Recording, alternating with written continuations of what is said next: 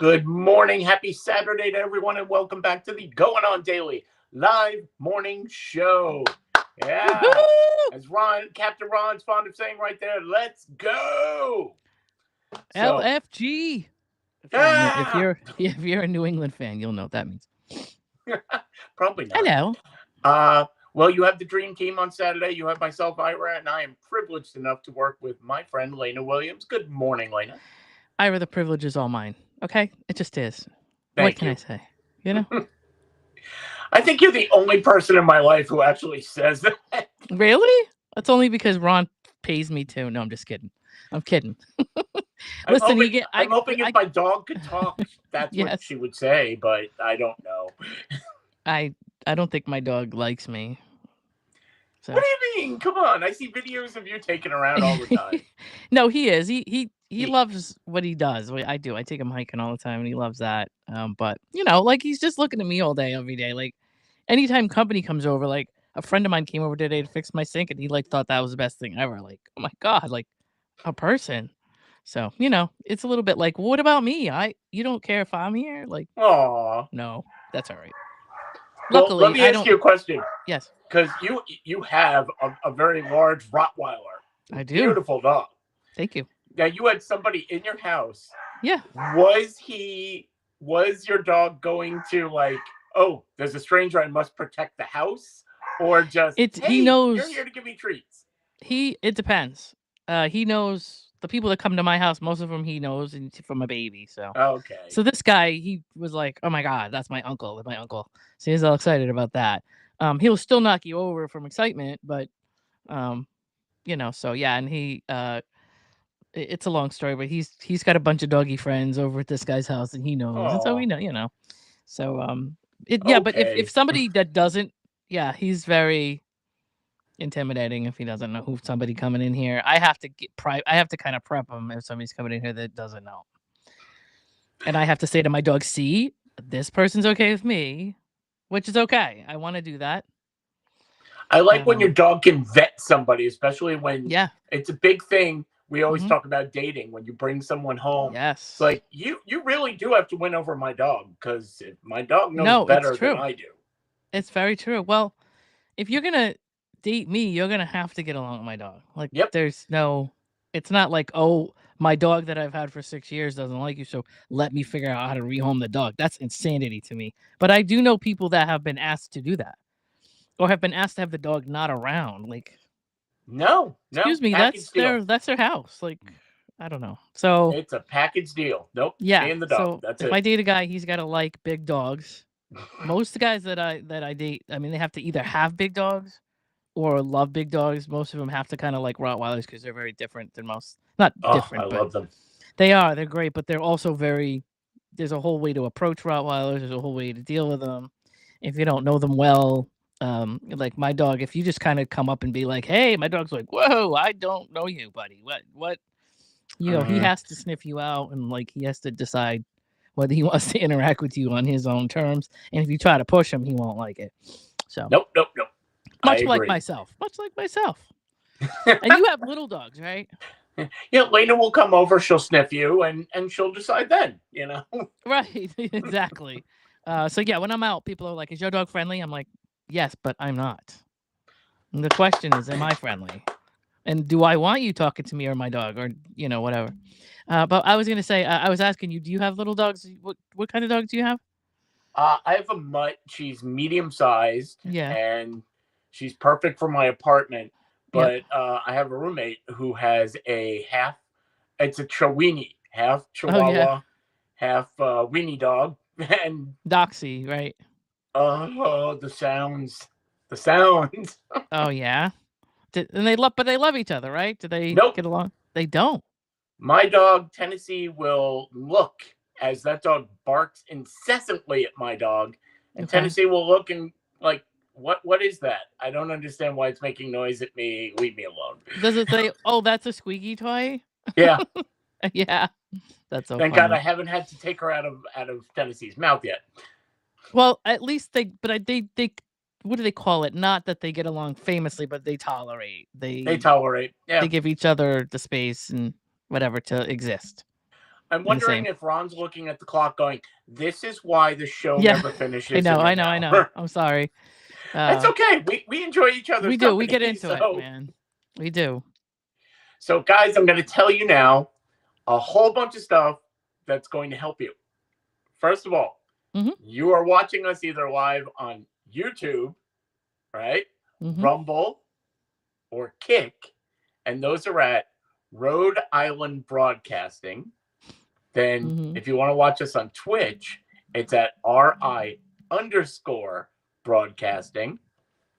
Now, if you don't want to see our pretty faces, just the audio version, you can go to Spotify, you can go to Red Circle, you can go to Time In or iHeartRadio. It's TuneIn, isn't it? Yeah. It's TuneIn. Okay. TuneIn or iHeartRadio at RI Broadcasting. And we're not done. Because if you want to comment on the show. Yeah, there's like more. I know. Look at all those. It's if you want to comment on the show, you go to our social media. We have TikTok. We have MeWe, Blue Sky, Parler, and LinkedIn. And those are all at RI Broadcasting. If you want to go to Twitter, and yes, I'm still calling it Twitter, you can call it X, whatever you want. We are at Broadcasting RI. We're not almost done. Almost, I promise. People are going, how am I going to get all this? Well, you can watch the show over and over and write it down and tell people. Go to Facebook, and it's at Going On Daily Morning Show. Right? You got that? Ron's got it right up there. And please, please, please support the show by going to Patreon.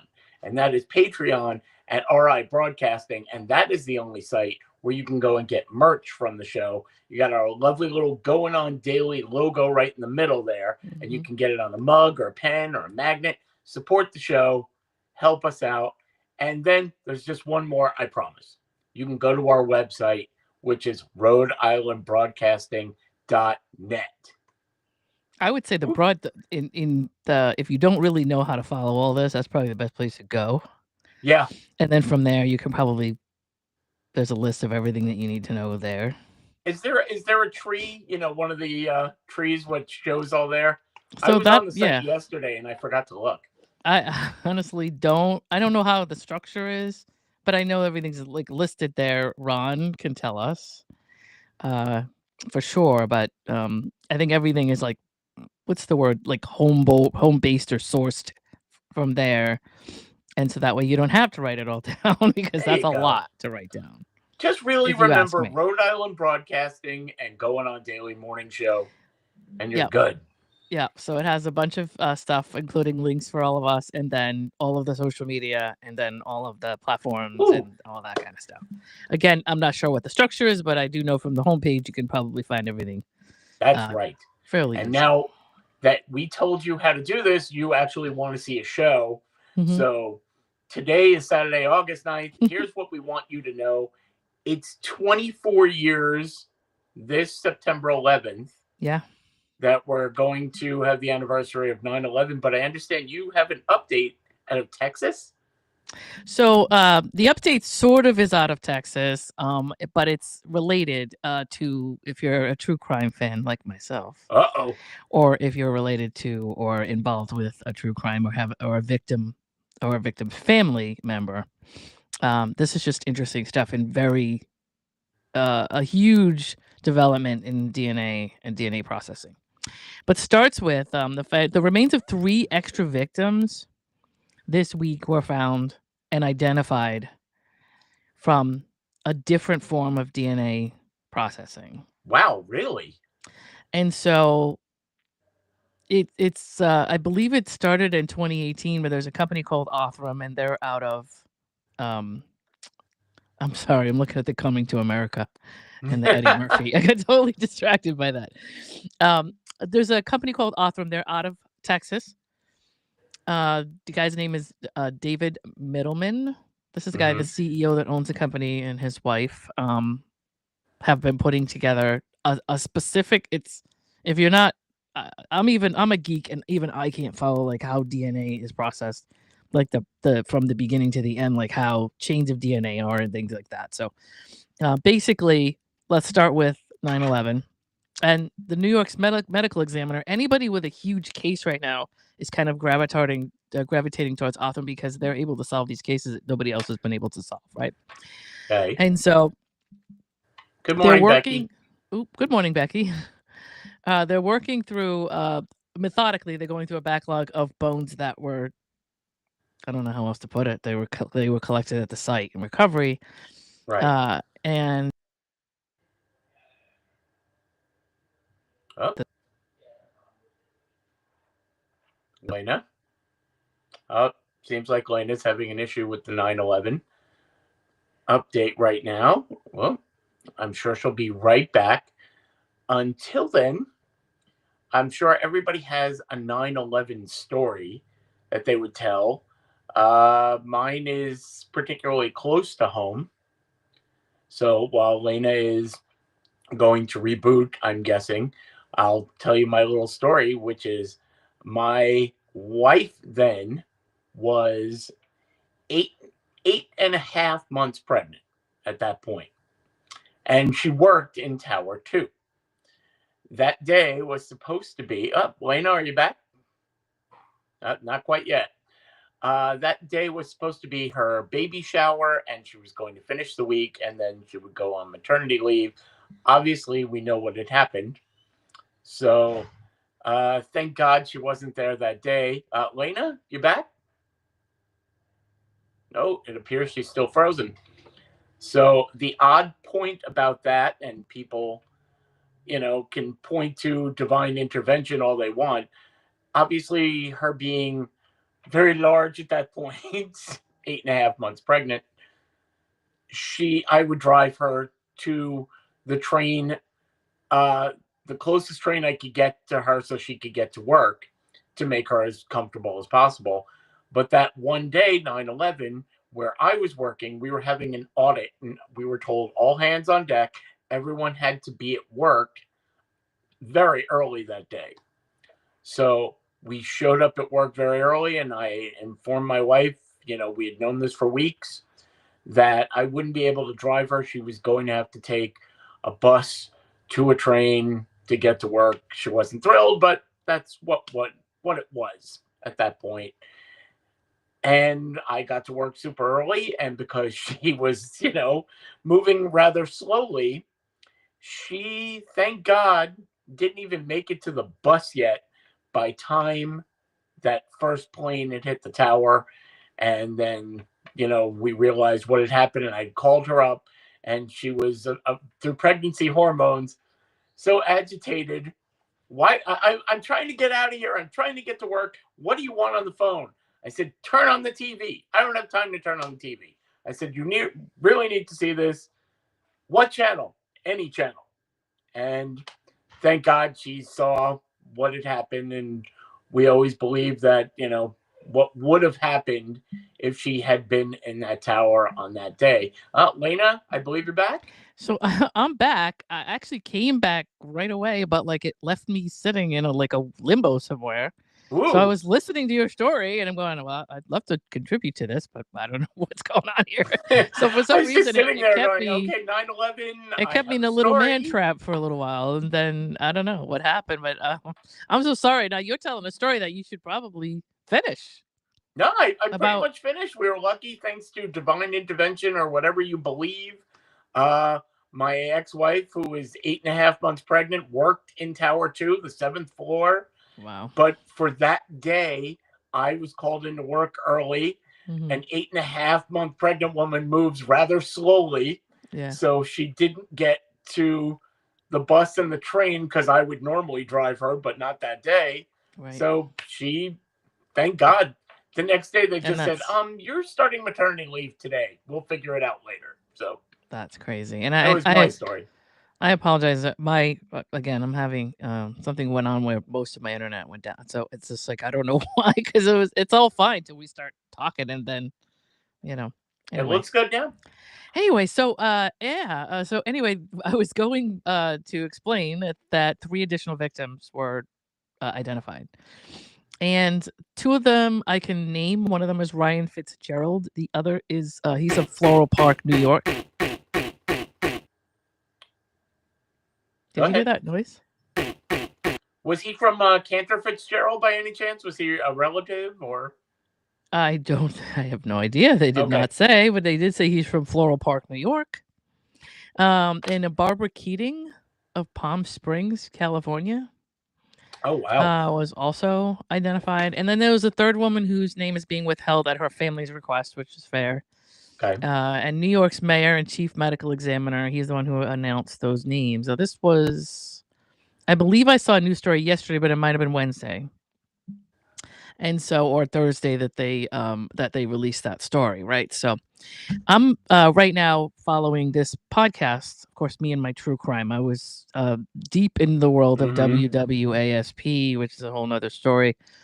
And they did this advertisement for this podcast called America's Crime Lab, and I heard some of it, and it was like, wow, they're discovering 40-year-old, 50-year-old cases. They're finding people that they found in the woods that they couldn't identify. All these Jane Does and people that have gone missing. I mean, if you watch enough true crime, you know that there's a cross reference between people who have gone missing and people who have been found but not identified. There's a lot of similarities there, but they can't, without the right of DNA, they can't make the connection, right?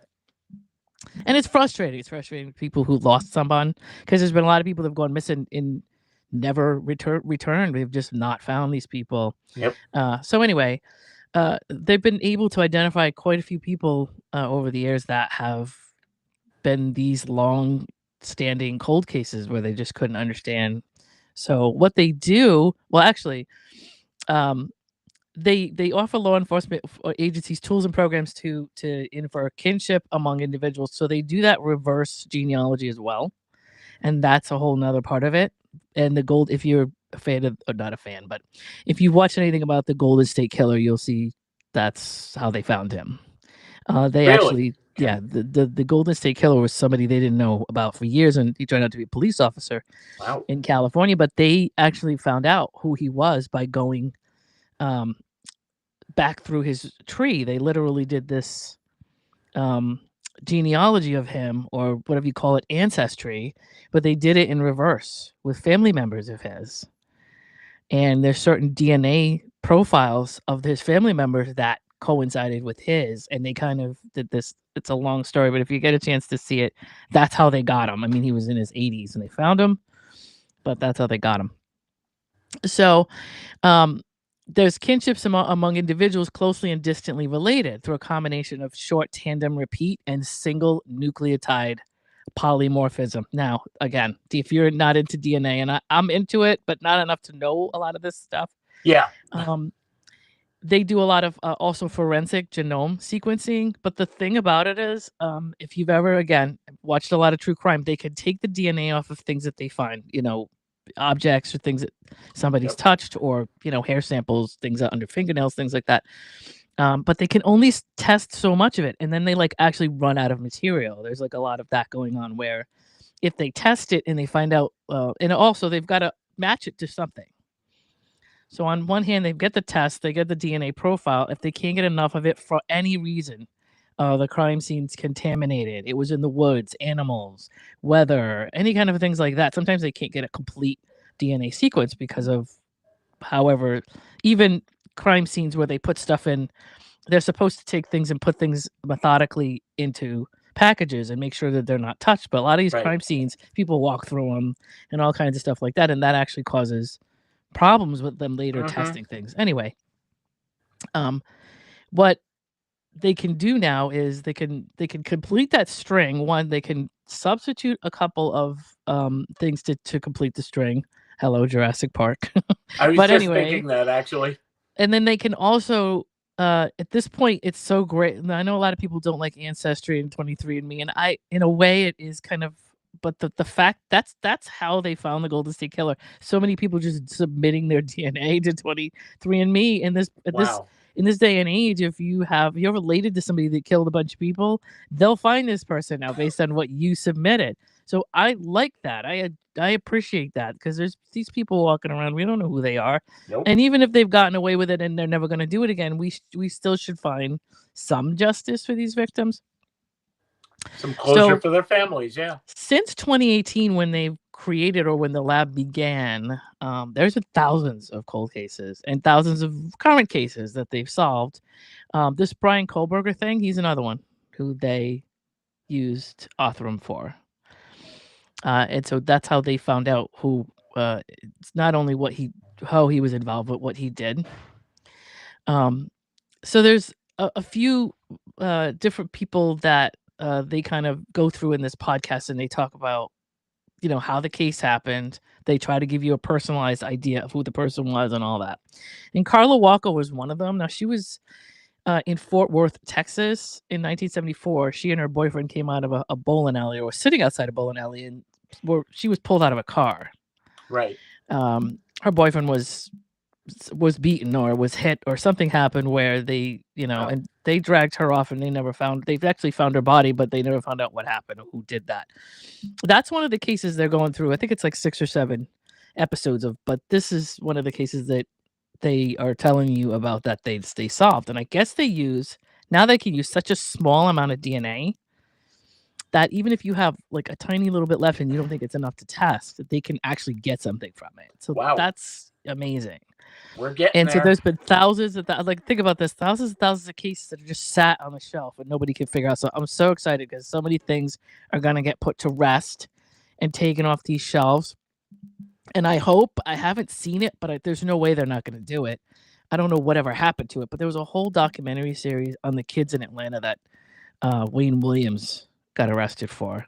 Right. And there were I don't know how many kids that were killed in Atlanta at one point in the 80s. And like I said, if you get a chance, there's a guy by the name of Wayne Williams. You go watch the documentaries. And they sort of didn't, it was something going on with like the city hall. And at the time, the person who was in charge, and I'm trying to remember her name, that was running the department, and a lot of things changed in Atlanta. This was like in 2020 or something. I watched this documentary, and then some whatever you want to call it, some employees changed in that building, and some stuff happened with the police force there. But that stuff's been sitting there forever, and oh wow, there's been people that they've pinned on for certain crimes that they could only go by carpet samples and dog hair, like that, things like that. Back in the 70s and 80s, they didn't have much to go on, but they can pull now something from 1950, 60, 70, and they could test it at this point. Of course, a lot of these people are dead and gone, but at least you can kind of get the history book straight on who was involved and all that kind of stuff. So I just thought that was a great development, because we're going to see a lot of stuff. I mean, all of us that watch Netflix and Hulu and all these crime shows, we're going to get a lot of entertainment coming up soon based on a lot of these cases that they can actually close the book on, because a lot of them have just been sitting, half done, or they've been leaving them like, hey, if you know anything at the end of these. So, but yes, Brian Kohlberger, he was sentenced to life in prison. That was July 23rd, this past July. Without parole for the murders of 4 University of Ohio students on November 13th, 2022. And they worked with the law enforcement in that agency or in that area to do that. So, but anyway, up until I think as of November 2024, there was a study that said that they had solved more than 1,500 cases at that point in 2023 alone.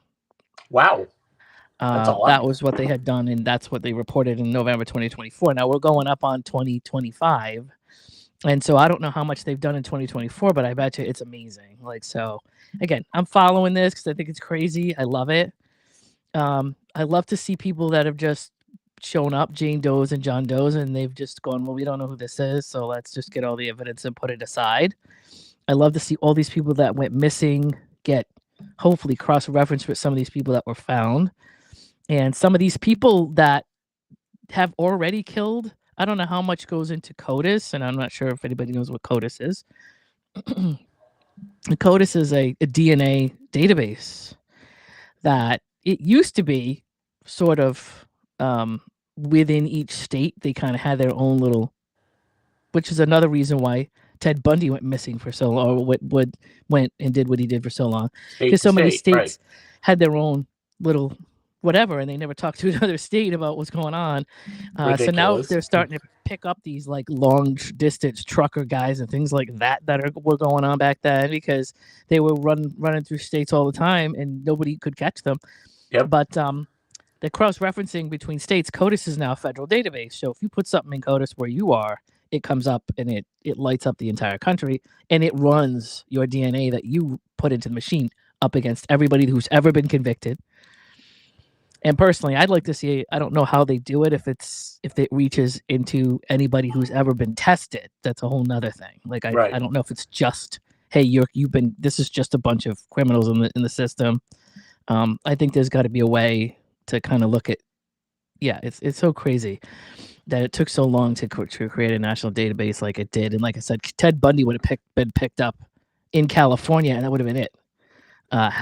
But no, he ran rampant all the way across the Midwest. But you can't look at it that way. You got to look at know. it as we advance.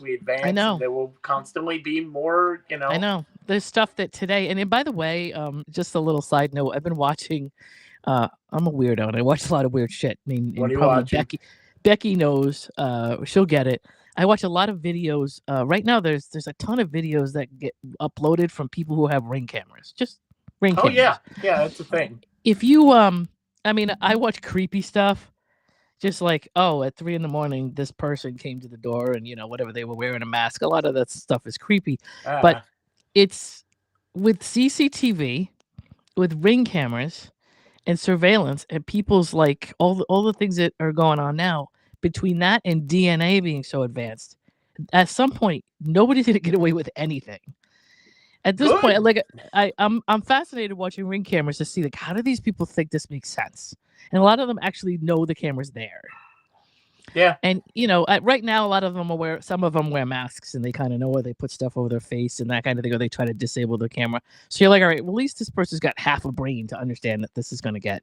But some of them really that are getting caught are just sort of like, are they like paying attention at all to what, there's so many cameras around this house. So there's literally a profile of this person from one side to the other. Did they think anything of this before they decided to like break into this house and do this? But what happens is you have disabled this one, but you forgot about the one behind you. Right. There's a house behind you. There's a house on the corner. There's a store over there. At this point, between Ring and there's a couple other companies that I can't think of right now. Yeah, there's a few of them.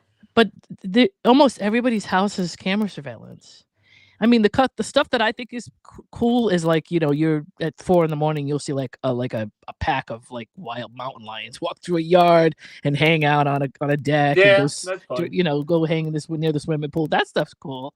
Or bears walking through the yard or whatever. But yeah, when criminals are doing stuff, and what I did notice in one of them was that there was this guy going door to door. There's just people that go door to door and like try to tell you that there's somebody that they're not.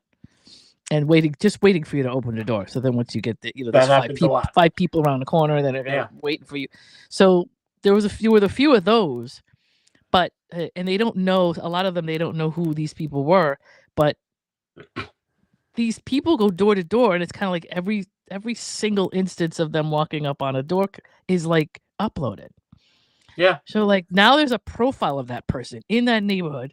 This house, that like literally they're creating a documentary of themselves going and doing these things, which is crazy to me because they're going to get caught. And then when they are, all this stuff is sitting there that says, on May 20, such and such, you were at this house in this neighborhood with this clipboard trying to tell people that you were there doing a survey or whatever it was. Well, it's they just have crazy. Their phone records too. They have everything. I don't commit crimes, and so I don't have anything to hide. So I love fact that there's I get that there's privacy, people get worried about privacy, but I think in the case of worrying about people that are running around killing somebody or killing several people, or how it is that they're doing the things that they're doing, especially in the case of the Golden State Killer, the reason why they didn't know who he was and never found him was because he was working for the police force. That's the reason.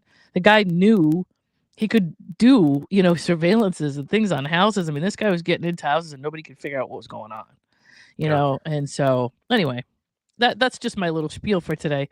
But I love the footage at the end of it when if you've ever looked at the Boston bomber documentary, you could see the people that they were looking for, the two brothers, how quickly they identified them, and then them sitting in a room of like just because it's unfortunate. I know that people don't like this, but the police stations can tap into your Ring camera. They can just tap into it. Yeah, absolutely. And there's also these things that go off on telephone poles that if they hear gunshots, the people sitting in the police stations can identify where the gunshots came from based on some surveillance items on top of these telephone poles that say, oh, 5 or 6 gunshots went off at such and such and such.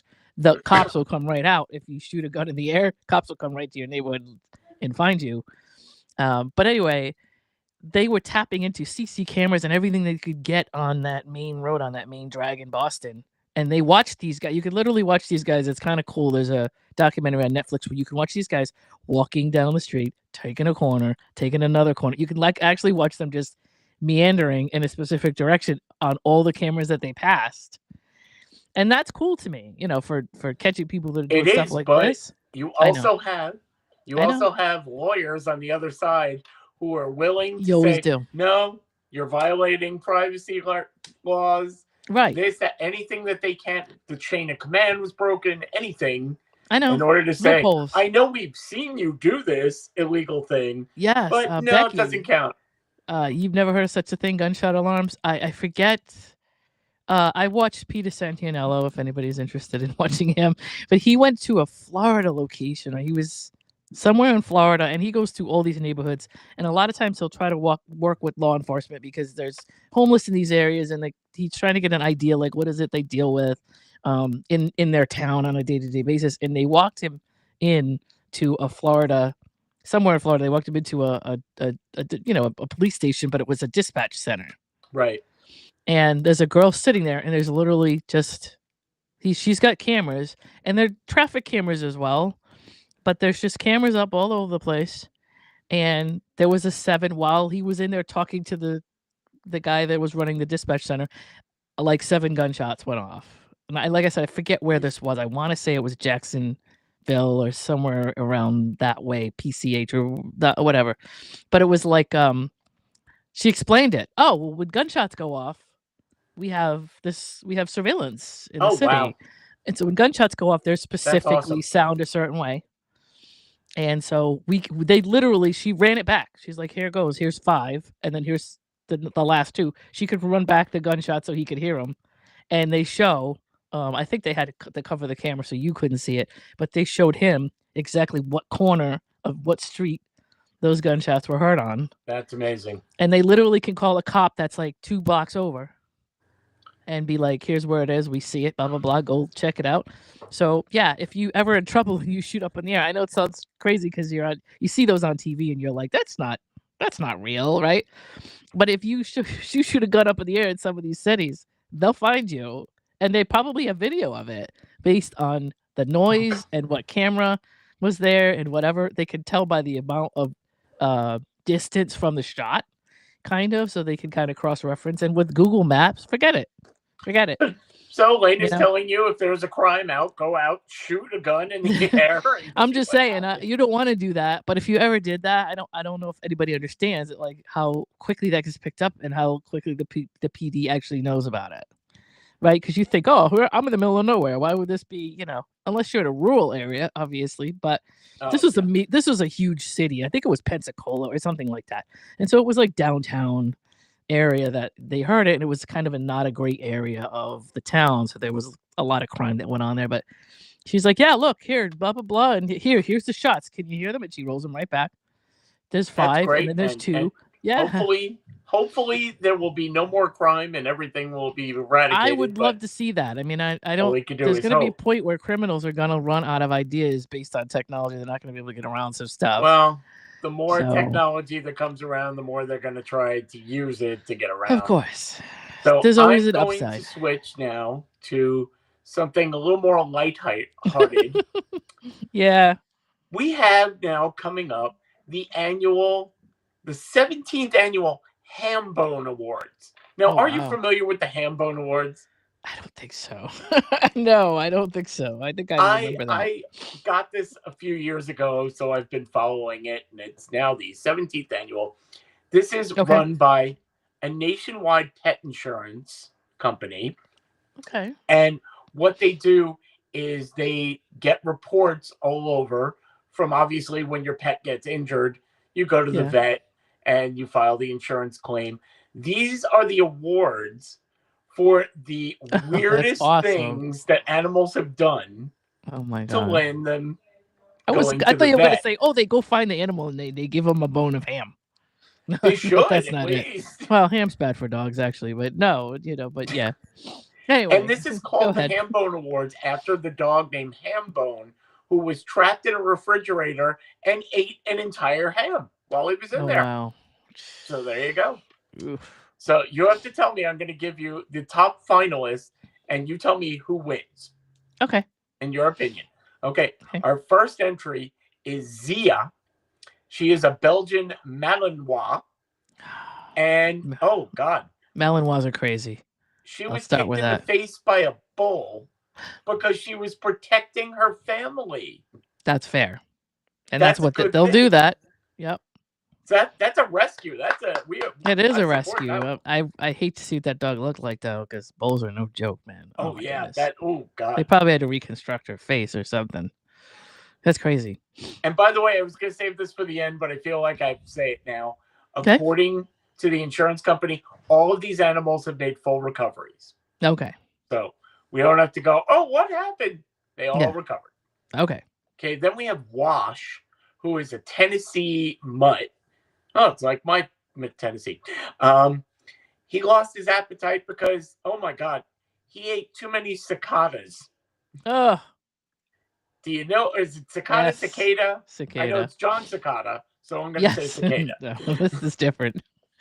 Yeah, cicadas. Luckily, they're only once every 17 years those things come around, but when they do, they're everywhere. So and dogs are fascinated by them because they. Oh, absolutely. Yeah, they rattle. They vibrate like little. Yeah. So it's what we talked about before. Oh, look, I have a squeaky toy. Let me bite it. Don't do that. Yes. Okay, we have our first cat, a New York cat named Salem, who swallowed an AirPod. Oh God. Okay.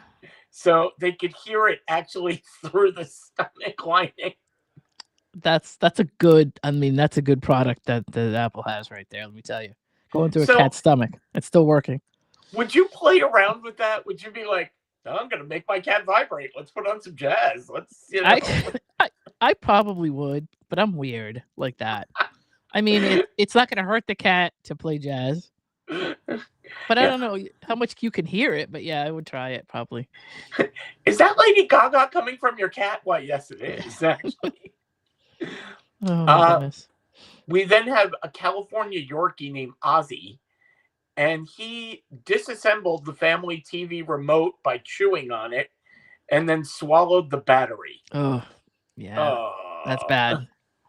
That's bad. Okay, so he's going to be running on battery power for a while. Yep. Then there's Maddie, a bulldog, who, let's see, they thought he had a mysterious illness. It turned, oh my God, he ate a taxidermied alligator. Okay. Could you, what would that even taste bulldogs like? are insane. But that I don't know what. I'm surprised that he had the patience to deal with that whole thing, but they're pretty tenacious. Oh. I don't know. I just that's a story that I'd like to hear how that all happened. I may have to look that one up. Where was it? Yeah, where was it? And was he walking by it? Was somebody teasing him with it? What? And he said it tastes like chicken because they, it all do. Okay, then we have a Great Dane Saint Bernard mix. Mm-hmm. So there we go. Nice big dog. Wow. Who, of course, went after a groundhog and got bitten on the paw by a groundhog. Yeah. Yeah. That's definitely something dogs will do. My dog goes after anything like that, little creatures like that. Yeah. I know. In my house, though, I don't care if it's a mosquito, a tiny fruit fly. It doesn't matter. She will spot it, and I have to kill it. Otherwise, that's going to be her entertainment, and it's going to bother me for the next hour. Okay. Then we have Foxtrot, who's another Great Dane. Oh, good for him. He grabbed the Thanksgiving Day turkey out of the owner's hand, put it in the corner, and ate the whole thing. Oh, God. Again, one more thing that's like, and I'm glad it recovered, but turkey is not good for dogs. Oh my God. He didn't get any of the side? Come on. You got to have some potatoes, some I know. stuffing, a little gravy. Probably. Then we have an Ohio lab mix named Duke, who, I'm sorry, what? Because I like to surprise myself. I saw this and went, I like this article. Clearly you have not read these yet. No, I want to surprise myself. Okay.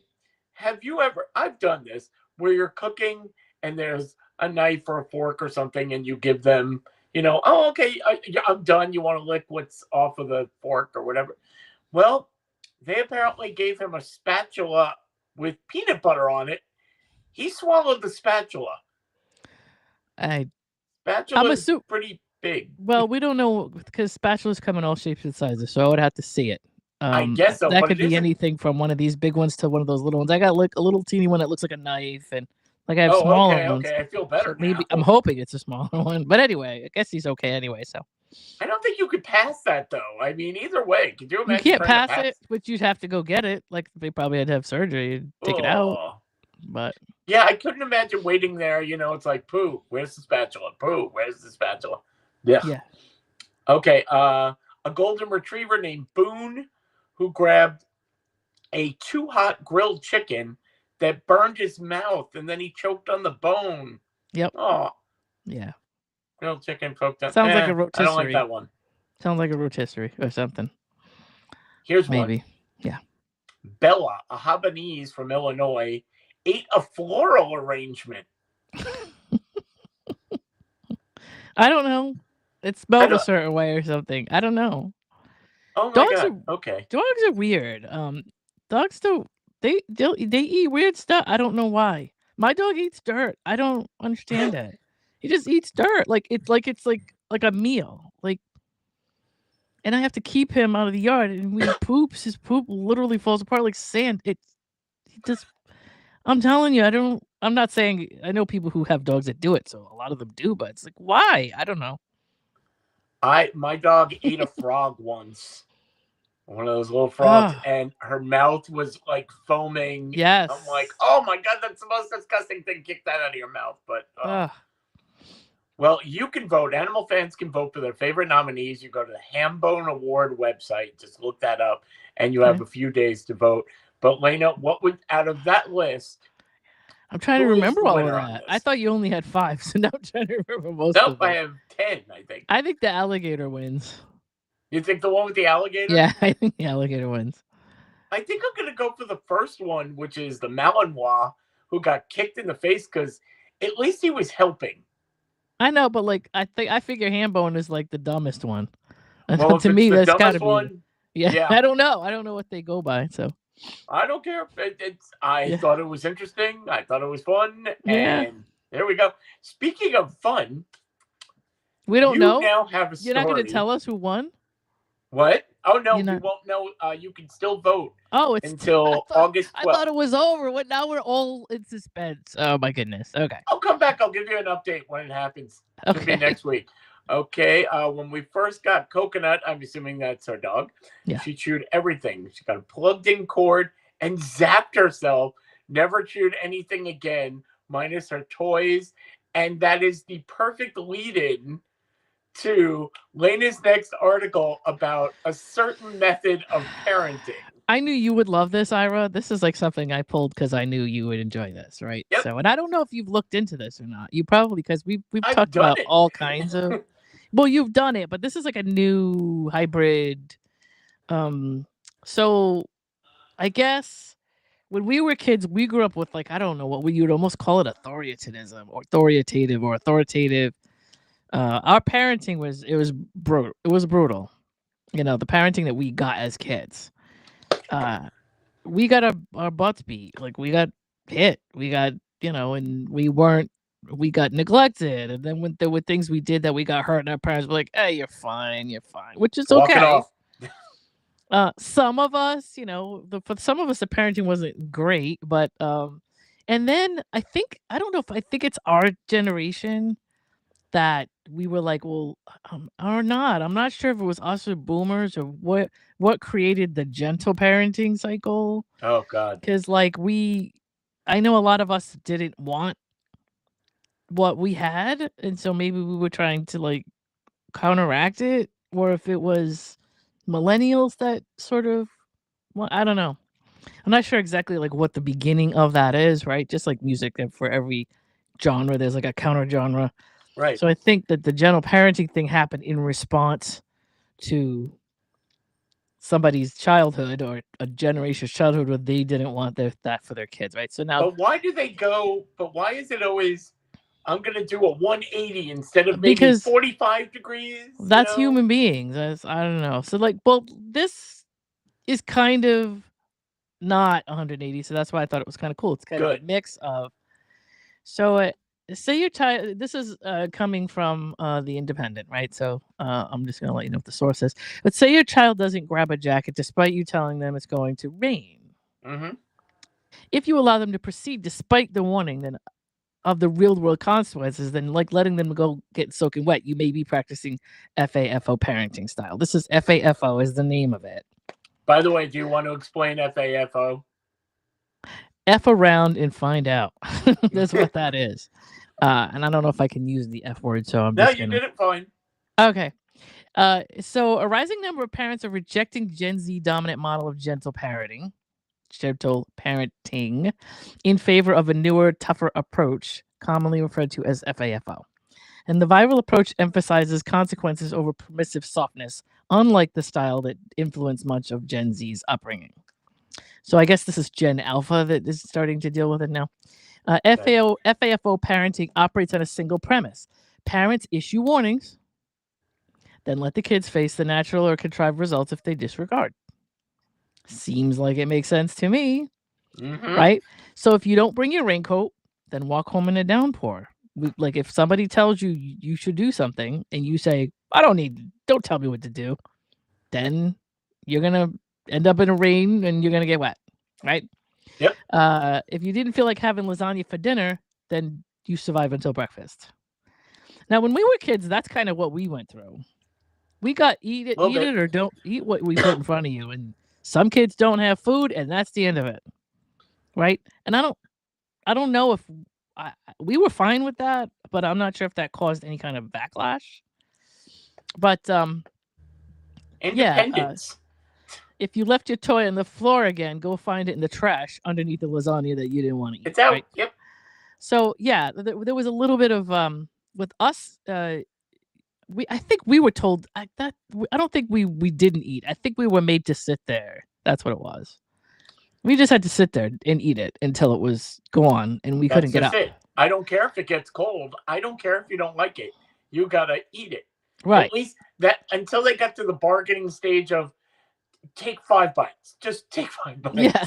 Or at least eat your vegetables. Now it's like, oh, you don't want to eat, then you won't eat anything, and we'll just we'll toss this. Yeah. I know parents who would put back in front of their kids the food that they wanted when the kids asked for a snack. Well, wait a minute. You want a snack right now, but you didn't eat your dinner. Mm-hmm. And so the dinner went in the fridge or whatever. They put saran wrap over it, put it aside when the kid didn't want it. And when the kid says, well, I want a snack, the dinner would go right back in front of them again. Like, well, here's some dinner you didn't finish. Why don't you eat that? There you go. So I don't know. Anyway, so yeah, Morton's. This is Mortensen. Now Mortensen is. I'm reading as I go here because it was a really short article, so I was like, I don't have to. A parent coach in Davie, Florida, runs a program for parents of anxious teens and those with OCD. He says FAFO shares some traits with the well-known authoritative parenting style, which is what I think we had, but she doesn't believe the two are the same thing. She's like, I think FAFO is like a fun, fancy name that has come around and is a little spicier, and it's real trendy. And very shortly, I think most of us are going to get sick and tired of listening to it, but that's another story. Also making a viral TikTok on the approach. So there's a woman by the name of Mortensen that does TikToks on these. So check those out if you get a chance. I specialize in kids and teens, and I find that there's a lot of overly permissive, very anxious parenting that's happening when we when we protect kids from everything. They struggle with confidence and resilience and being able to function later on, which I agree with. If you baby your kids your whole life and they go out and somebody tells them no and it's outside the house, they lose their minds. They fall apart over that. Way to Right? read Becky's comment. Oh, I once sat through mushroom soup for like 2 hours. My parents ended up having friends over and I wasn't allowed to leave and I sat there crying. That's kind of what is Gen X. That's what we dealt with. Yeah. Well, if our parents were home, that's another story. Sometimes we didn't have parents or we were home. We had to cook our own meals, in which case we ate whatever we wanted to. So lots of mac and cheese, lots of hot dogs, lots of things like that we cook for ourselves. Pardon me. But if our parents cooked a whole meal, we would just sit and finish that meal, because some kids, I forget where it was. I think it was kids in Africa when we were young that were starving. Oh, Maybe yeah. Southeast Asia back in the 60s or whatever. But the kids changed, but the premise was the same, right? And by the way, why this works, I believe at least, is there are too many parents who say they will make the threat of if you don't do this, then that will happen, and then they bail the kid out. They don't follow through. With FAFO, it is no, you did this, and it's going to happen, and I can't save you. Right. So this is following through, whereas before, hey, you're done. Right. And so I think with gentle parenting, the parents maybe got nervous or worried and I'll go, I know I said that I would do this. Becky says my mom wasn't a good cook, so I hated most dinners. So my mom was anybody who knows my mom was like an amazing cook. Everything she did. But she sometimes cooked things that her and we had battles because she cooked things that I didn't like and she thought I should have. And so things like Brussels sprouts and liver and things that most kids probably dealt with, but I didn't like stuff like that, brown rice. There were certain things that she thought I should eat. And I was just kind of like, but why? I don't like that thing. Like, it doesn't make sense for you to force me to eat it, So we would go back and forth. But anyway, therefore, they don't have the confidence in themselves, these kids, to be able to handle things and are always waiting for the safety net outside the house. You know what I mean? Absolutely. The adjunct professor at the Fisher College of Education and School of Criminal Justice thinks FAFO could be implemented as early as toddlerhood, which is true. I think it's fair, as long as the natural consequences of this approach don't hurt the child or hurt anybody else, right? She says this strategy can even help young kids learn independence. Like 2 and 3 years old can learn in their basic way, hey, when I do this, I get that.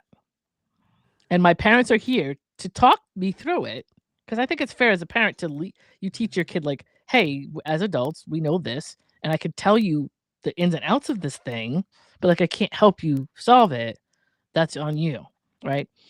We don't want to let kids run free without any kinds of guardrails or supervision, but even toddlers can figure out if they're running too fast and they crash and fall, then the next time they'll learn to slow down a little bit. Like that's on their level. Or if they're running down the hill, that kind of thing. By the way, is an important part of this, which we're not saying if your kid's in trouble, don't help them. If your kid accidentally does something and they catch on fire, you don't sit back and go, well, that's what you get. No. But that's what our parents did. That was us. Well, no, I don't think that far. But yeah. Let's see. My Nana worked for Lipton, so we had lots of food sent over from there. I hated most of it, and I still won't buy the sidekicks or a cup of soup. I don't blame you. Like cup of soup. I kind of once in a while like it, but if I was raised on it, I'd be the same way. I probably never want to look at it again. So the former Harvard Medical School faculty member criticized the tendency to pile on punishments like spankings or timeouts when natural consequences fail, arguing that many children don't respond to either. He said that consequences alone rarely address the root causes of behavior, but adults often rely on them due to a lack of alternative strategies. And so, if you do this, I'll hit you is not the same as if you do that, life will do this to you. Right. Very different, but a lot of people, some people like to create consequences, I guess, to their whatever they're trying to teach the child. Struggles like getting out of bed, doing chores, or stopping video games are signs of unsolved problems, not issues that can be fixed with punishment, which is fair. I agree with that. Instead of focusing on consequences, adults should work with kids to solve these underlying problems. And so that's listen, I'm no parent, so I don't have children, so maybe I should shut up. I don't know what I'm talking about. But You're if a just reading parent's what's there, on the screen. Come on. but I mean, if a parent's there and they can help you work through a problem, and then tell you, hey, look what you did. You worked through this. You got this. You know, who's this comes up. I don't know I don't know who's talking, but somebody's talking. I love giving consequences. I like having kids pick up trash. Are you seeing the comments? Do you know who that might be? So yeah, good parenting is noticing when your kids are having difficulty meeting an expectation and collaborating with them on figuring out what's getting in their way and solving the problem together. I agree that the problem should be on the other side of the room, and it should be a peripheral view to the problem. Like you and the person you're with look at the problem and say, okay, how can we fix that? And then you allow your child to step in and put the steps together, and even some brainstorming. Like, I'm not going to give you the answer. What do you think will solve this problem? Well, that's just it. Yeah. There are millions of theories on parenting that may or may not work because you don't know. It may work for one kid. It may not work for another kid. It may work for your style. It may not work for your spouse's or partner's style. And none of those will work. We were just talking the other day. I was an FAFO kind of parent.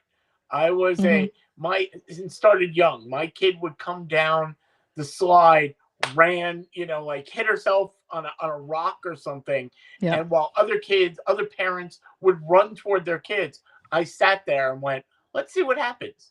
Yeah. And my daughter, while other kids would cry because parents are going, oh my God, oh my God, oh my God. Yeah, I believe that causes more problems is to freak out. Just sit there, and she got up, and to this day, if she hurts herself, she goes, oh, it's not that bad, it'll be fine. And she'll, bandage up, whatever.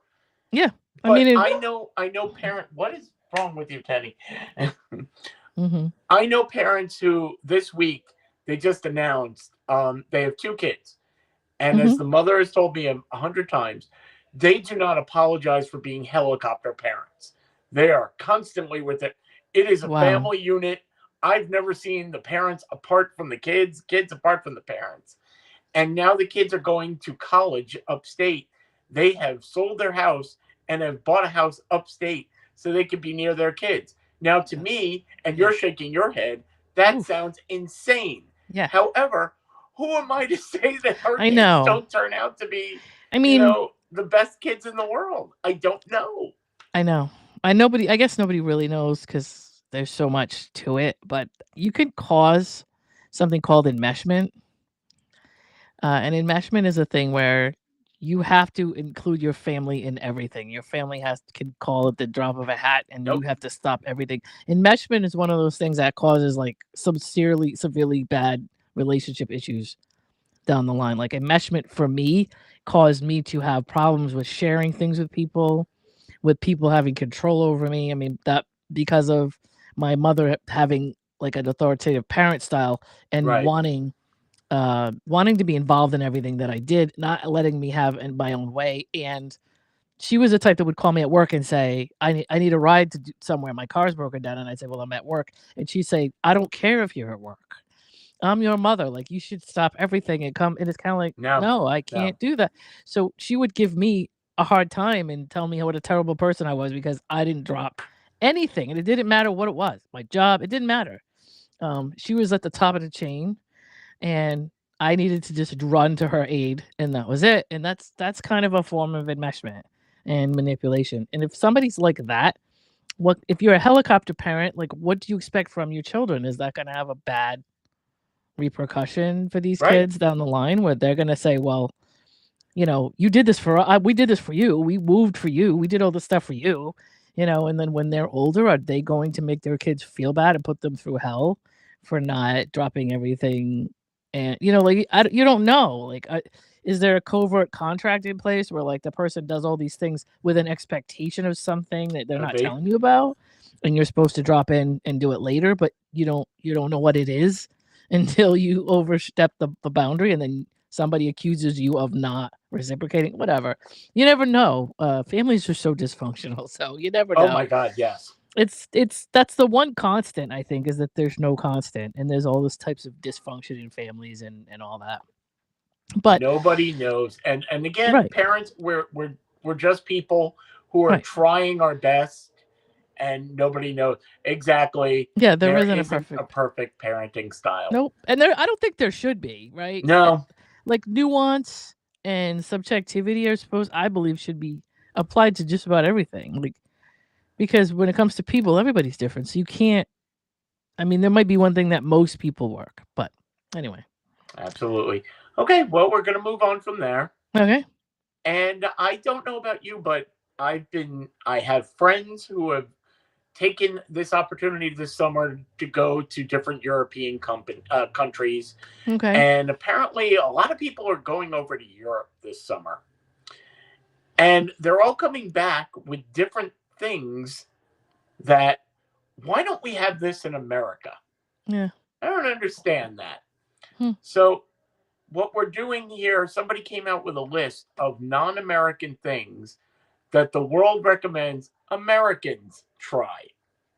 Okay. So, here's the first one, and it's not on the list, but I've heard everybody mention this. And I have my bottle of water here. And Okay. what happens? You take the cap off and you lose it, you don't lose it. In Europe, there is a tiny little piece of plastic that Yeah. will hold it in place so that you don't lose it. Everybody has mentioned that to me, so I'm going to put that on the list. That's like when you have the water bottles that have like that you can open them. Yes. They're like that, except a different type of a top. But I get Exactly. yeah. Now, let's We see probably if we shouldn't be agree using that we should plastic, have but this that's in another story. America. And the Right. first one, I don't think anybody is going to say no to. Okay. Month-long vacations. Right. Right. In Europe, it is not uncommon to, oh, I'm sorry, yeah, for the month of July, I'm out with my family. And Yeah. they will pay you for it. You get that vacation time. Right. I don't know any company who even they can give you, you get 5 weeks, you've earned 5 weeks a year, 6 weeks a year, but you can't take it all at once. Right. In Europe, it is not only given to you, it's expected that you're going to take it. Oh yeah, it's I think some companies like force it on their employees. And it makes you more of a productive person. It does. There's all these studies that say that you're a better employee because of it. And some of these I think some of these countries don't they just like there's a specific time of year that they don't work from top to bottom. Yes. So that you can't say, well, while you're out, you can't get calls from other people that are trying to do something, or like your company just is done for this month and nobody's working. Yep. And they're not producing and they're not whatever. Everybody that deals with them is just gonna have to find something else to do until they're back up and running on at the end of the month. That way, like they can't employees can't be harassed. The company won't have like a skeleton crew on, whatever. I don't know. Yeah. No, I work. We'll never be doing that. Nope. I work with companies overseas, and we're thrilled. Especially there are Asian holidays that will last a couple of weeks, and it's just, well, we're going to be quiet for a while. So yep. But we don't get off. No. So we all would like that. Mm-hmm. The next one is people were happy about and should bring to America is when you look at the price tag of something, it includes the tax already. You know exactly what you're going to pay. It's not walking up going, well, let me figure out the tax, especially in America where there's different taxes in different states. So here, oh, by the way, and no tips, obviously, everywhere else. No, but tips are included. Tips are included. Everything is included in the price tag. How would you like that? I've have conversations with people about this frequently, and I think it should be the way it is here. It's just it should be because I don't know. So how do I think about it? I totally agree, and I wish it would be implemented here. It's not going to be, but it makes so much more sense. Well, maybe because didn't they had a big dispute with Ticketmaster and all those ticket services. Oh, they add the fees. Well, now it's here is the price including fees. Yeah. I know that not that I would want to tell people I watched Kid Rock talk about anything, but I think he was out in front on that movement, trying to get because Ticketmaster is, yeah, he was. I know he was one of a few artists that were involved in trying to get Ticketmaster to do that, and Live Nation because they're all now Yes. one big company, and the tickets are crazy, you know. Oh my But yeah, God. you should know what you get from the beginning. And there should be nothing after. I mean, Ticketmaster's bad enough that if you buy something, you won't even know what the fees are after you've checked out. Like once they get your card, there's fees that come after that you Yep. you know it's ridiculous. So Becky doesn't want to pay taxes at all. Don't we yeah, all I'd not? like to not pay taxes, but you know. Okay, number 3 on the list: high-speed trains. Yeah. I think more people actually would take public transportation if it were quicker and more efficient. Yep. They do it in Europe. Why can't they do The it here? train. The movie Singles. I just got done watching that again, which I watch all the time. It's like you got Christopher Scott and his super train is like trying to sell it all the way through the movie. Oh, I People, forgot about that. I think if you gave people good coffee, you gave people good music, they would park and ride. They would park and ride. It was like this whole thing all through the movie. But yeah, Not bad. you know, as long as they're well maintained, because in America, our trains are coming off the tracks every 5 minutes, so. We would want to make sure that they're actually working. But yes, that would be nice. And Ron, you're right. If I go into a dollar store now, everything's $1.25 and then tax. Yeah. So it can't. Just the name of the store itself. That's why 99-cent stores went under. That's right.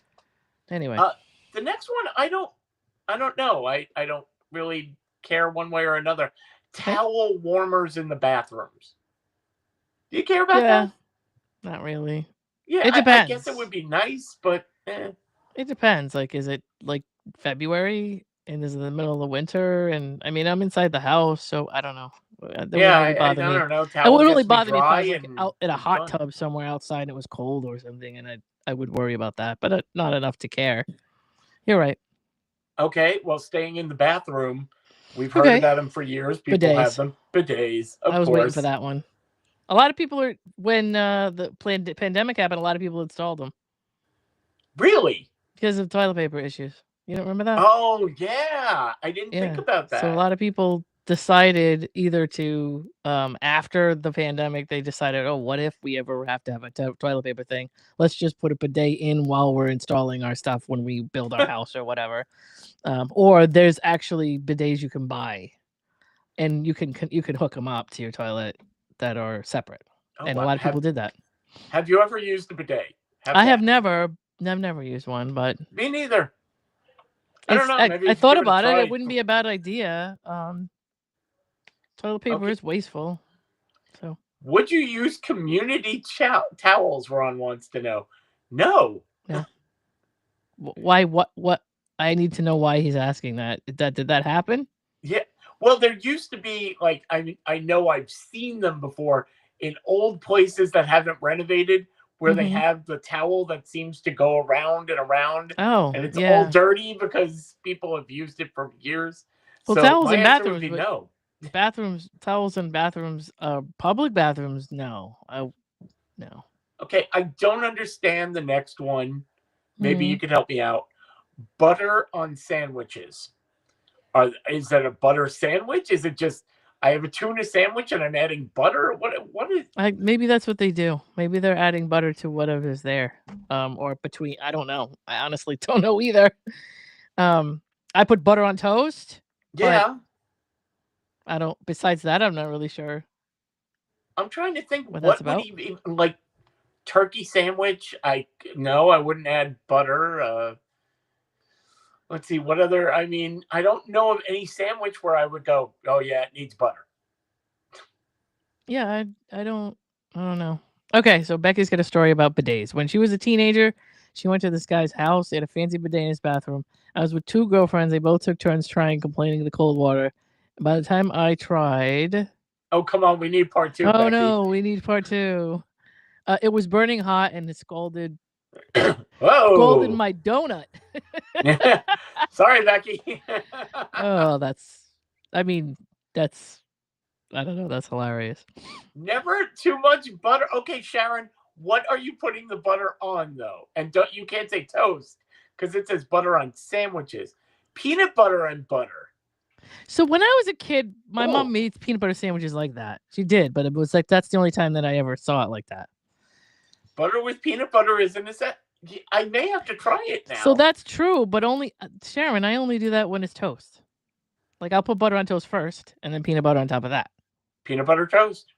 But not a piece of bread like a regular sandwich, like a cold sandwich. No. When I was a kid, like I said, my mom used to do that. Every sandwich needs butter. Okay. Yeah, I didn't. Oh, it turns out they cranked the temperatures. That's the last part of Becky's. That's why. Anyway. Sharon, okay, I'm going to make you a nice egg salad sandwich and put butter on it and see if you want it. How's that? She probably would eat. I mean, some people do love butter on anything, but like, I don't know. Maybe because years ago, like being a health nut, I dropped butter quick. I mean, I just wouldn't add it to something unless Canadians. We're missing out because Becky also puts butter on all sandwiches. Oh, meat, veggies, butter. Oh wow, maybe Canadians. I only like butter. I don't want it unless it's gonna melt. Yeah. Then I'm okay with it, but I don't want it just like cold. Butter and everything. Okay. Well, we're gonna move on. This one might actually save marriages. Okay. A split duvet. No more. I'm taking the blanket from you. You take the blanket from me. It's one blanket apparently that splits. That's cool, but couples can use separate blankets and separate whatever they want on their beds anyway. That's what I was thinking. That's something they can do now. Is that a hardship? I don't know. I don't actually believe people should have to sleep in the same bed. So we're talking to the wrong person. I honestly believe like separate bedrooms is fine. It doesn't mean the marriage is over. It just means you both like your space. You both sleep a specific way that you're not interrupting the other one. Some people like to be up till 4 a.m. Some people like to go to bed at 8 o'clock. Like whatever. Exactly. I've had everybody I've lived with, my wife, girlfriend.